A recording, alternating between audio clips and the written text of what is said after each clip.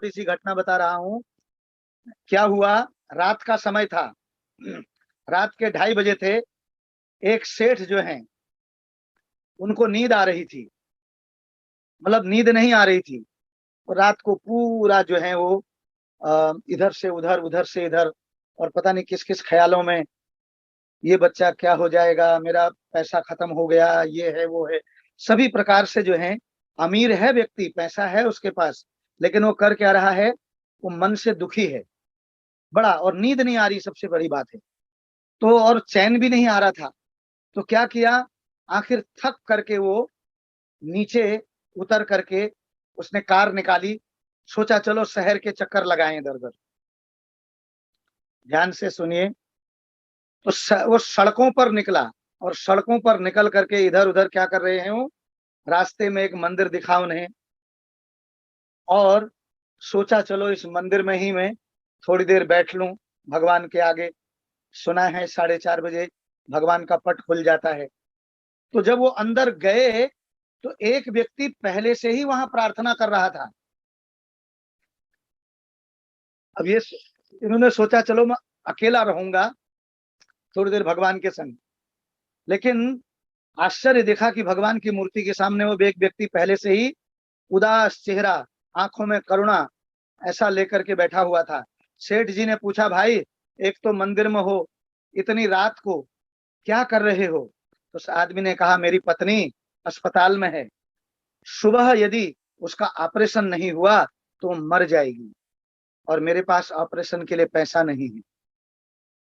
इस कोरोना काल में मेरा क्या हुआ, ये जीती जागती घटना, ये खाली कथाओं के रूप में नहीं बता रहे हैं आपको, ठीक है? तो कृपा करके अभी माला ना करें, अभी जो है कथा सुने, एक समय में एक काम।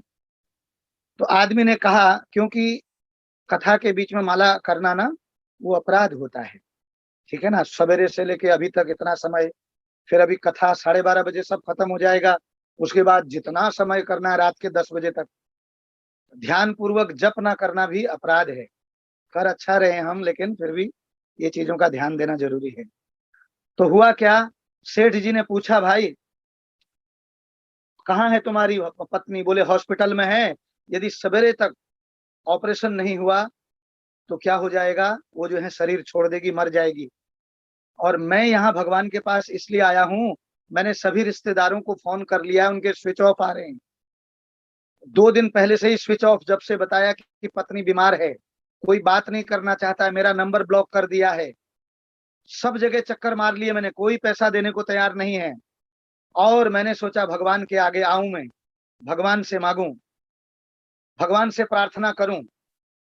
तो उसकी बात सुनकर सेठ को अपना कष्ट भूल गया सेठ। चलो मेरे को तो नींद ही नहीं आ रही थी, पैसों की कमी नहीं भगवान की कृपा से।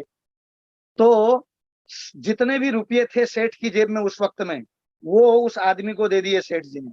उस गरीब आदमी के चेहरे पर बड़ी चमक आ गई, एकदम अद्भुत चमक। और वो क्या हो गया, बड़ा मतलब कि भाई मेरे को चलो पैसे मिल गए, कम से कम इतना दे करके मैं पत्नी का अपना वो करूंगा।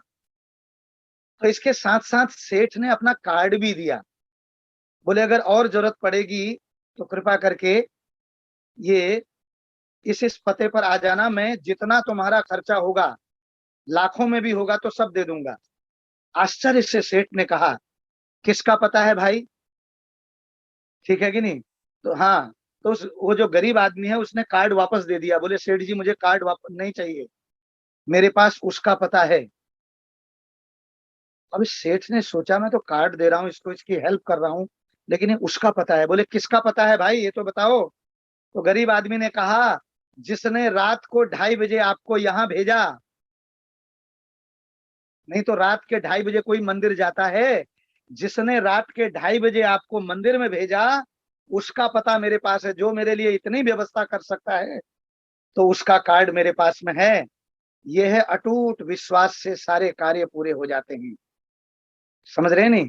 वो मंदिर में गया, भगवान ने वहां सेठ को, उसको नींद नहीं आ रही थी, वो वहां आया देखिए।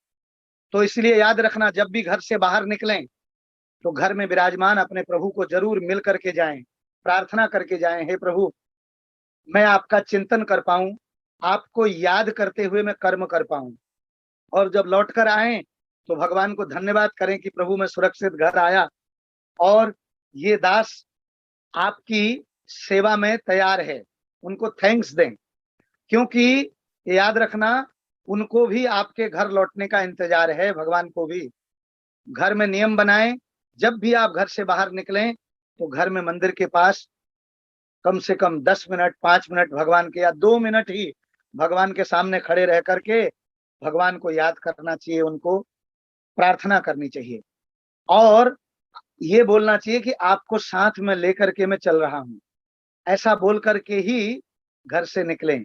क्योंकि याद रखना, आप भले ही लाखों की घड़ी हाथ में क्यों ना पहने रहें, लेकिन समय तो प्रभु के ही हाथ में है। समय तो मुरली वाला ही बदलेगा, और किसी माई के लाल में दम नहीं है। सबने जोर लगा करके देख लिया, ठीक है कि नहीं?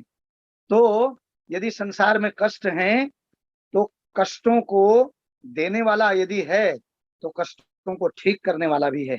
कष्ट आते हैं हमारे कर्मों से, और लेकिन जाते हैं कैसे? सत्कर्मों से।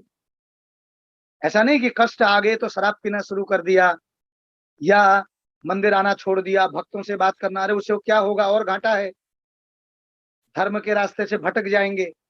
और इस संसार में भटकाने वाले भी बड़े सारे लोग हैं, जो ऐसे समय में आपको ऐसे ऐसे पाठ करेंगे, क्या हुआ तुम सबका, क्या हुआ देखो भक्ति करने का, तुम लोगों को भी कोरोना हो गया ना। तो नाना प्रकार से आपको भटकाएंगे ऐसे भटकाने वाले लोग। लेकिन याद रखना, क्योंकि बुरी संगत, जिस प्रकार बुरी संगत करने से बुरे विचार आ जाते हैं, उसी प्रकार जब हम विश्वासी और प्रेमी भक्तों का संग करेंगे, उन्नत भक्तों का, आगे बढ़े हुए भक्तों का संग करेंगे, तो हमारे जीवन में भी क्या होगा? हमारा भक्ति का विकास हो जाएगा।